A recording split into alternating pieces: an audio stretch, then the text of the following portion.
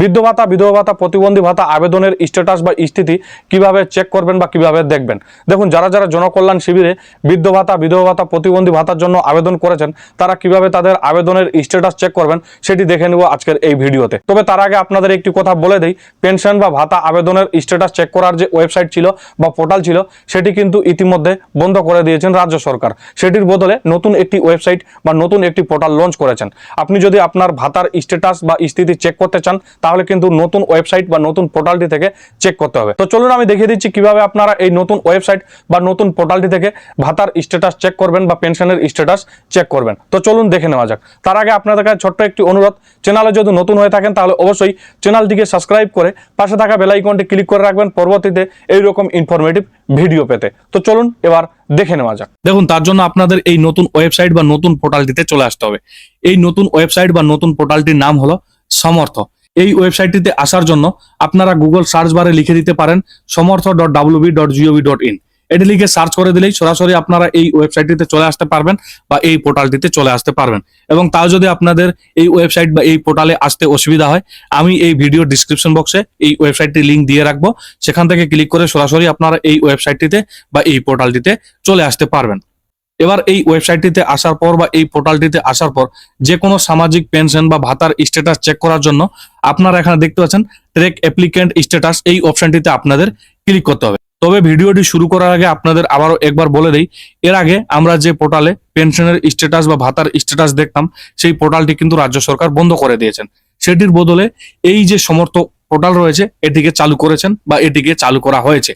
এবার থেকে যে কোনো ভাতা হোক বা যে কোনো সামাজিক পেনশন হোক, সেটির স্ট্যাটাস চেক করার জন্য আপনাদের এই ওয়েবসাইটটিতে আসতে হবে। এবার এই ওয়েবসাইটটিতে আসার পর আপনারা এই ট্র্যাক অ্যাপ্লিক্যান্ট স্ট্যাটাস এই অপশনটিতে ক্লিক করে দিবেন। ট্র্যাক অ্যাপ্লিক্যান্ট স্ট্যাটাস অপশনে ক্লিক করে দেওয়ার পর আপনাদের সামনে এইরকম একটি ইন্টারফেস চলে আসবে। এখানে প্রথমে আপনারা দেখতে পাচ্ছেন স্কিম, অর্থাৎ যে প্রকল্প রয়েছে সেই প্রকল্পের নাম আপনাকে সিলেক্ট করতে হবে, অর্থাৎ যে পেনশনের নাম রয়েছে সেটি আপনাকে সিলেক্ট করতে হবে। অর্থাৎ আপনি যে পেনশনের স্ট্যাটাস দেখতে চাইছেন বা যে পেনশনের স্থিতি চেক করতে চাইছেন, সেই পেনশনের নামটি আপনাকে এখানে সিলেক্ট করতে হবে। তার জন্য আপনারা এই সিলেক্ট অপশনে ক্লিক করে দিবেন। ক্লিক করে দিলে সমস্ত পেনশনের নাম বা সমস্ত প্রকল্পের নাম চলে আসবে। আপনার ক্ষেত্রে যেটি হবে সেটি আপনারা সিলেক্ট করে নেবেন। আপনি যদি জনকল্যাণ শিবিরে জয় জোহর প্রকল্পে আবেদন করে থাকেন তাহলে সেটি সিলেক্ট করে নেবেন। এবার আমি বলে দিই, প্রতিবন্ধী ভাতার জন্য WCD মানবিক এই অপশনটি সিলেক্ট করতে হবে বা চুজ করতে হবে। এবং ওল্ড এজ পেনশন অর্থাৎ বয়স্ক ভাতার জন্য বা বৃদ্ধ ভাতার জন্য আপনাদের WCD ওল্ড এজ পেনশন এই অপশনটি চুজ করতে হবে বা সিলেক্ট করতে হবে। এবং বিধবা ভাতার জন্য WCD উইন্ডো পেনশন এই অপশনটি সিলেক্ট করতে হবে বা চুজ করতে হবে। আমি যেহেতু প্রতিবন্ধী ভাতার আবেদনের স্ট্যাটাস চেক করব, সেই ক্ষেত্রে WCD মানবিক এই অপশনটি চুজ করে নিলাম বা সিলেক্ট করে নিলাম। এরপরে আপনারা এখানে দেখতে পাচ্ছেন সার্চ ইউজিং, এবং এখানে আপনারা দেখতে পাচ্ছেন সিলেক্ট, এই সিলেক্ট অপশনে ক্লিক করে দিবেন। ক্লিক করে দেওয়ার পর তিনটি অপশন পাবেন, বেনিফিশিয়ারি আইডি, মোবাইল নাম্বার, আধার নাম্বার। আপনি যদি নতুন আবেদন করে থাকেন তাহলে আপনার কাছে বেনিফিশিয়ারি আইডি থাকবে না, আপনি মোবাইল নাম্বার এবং আধার নাম্বার দিয়ে সার্চ করতে পারেন। তবে আমি সাজেস্ট করব আপনি এখান থেকে আধার নাম্বারটি সিলেক্ট করে নেবেন। সিলেক্ট করে নেওয়ার পর এখানে আধার নাম্বার বসিয়ে দিবেন।